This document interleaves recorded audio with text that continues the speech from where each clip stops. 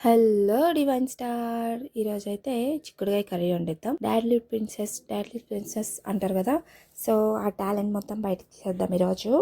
ముందుగా చిక్కుడుకాయలకి పైన కింద అట్లా పీసెస్ ఉంటాయి కదా సైడ్స్కి, అవన్నీ ఒలిచేసిన తర్వాత ఇదిగోండి ఇలా వస్తుందన్నమాట. ఇలా అందులో సీడ్స్ కూడా ఉంటాయి. ఆ సీడ్స్ని ఉన్న తొక్కల్ని కర్రీ అయితే చేస్తామన్నమాట మనం ఇప్పుడు. సో వీటన్నిటిని కట్ చేసి పక్కనైతే పెట్టేసుకుందామండి. ముందుగా ఒక స్టవ్ వెలిగించేసి దాని మీద డిష్ పెట్టేసి అది హీట్ అయ్యాక కొంచెం ఆయిల్ వేసుకోవాలి. ఆయిల్ హీట్ అయిన జీలకర్ర ఆవాలు వేసుకున్నాక కొంచెం టపా చిటుకు అంటాయి. ఆ చిటుకు అయిపోయిన తర్వాత మనం ఆనియన్స్ అయితే వేసుకోవాలి. వేసి 2 minutes దాకా వాటిని ఆయిల్లో ఫ్రై అయితే చేయాలండి.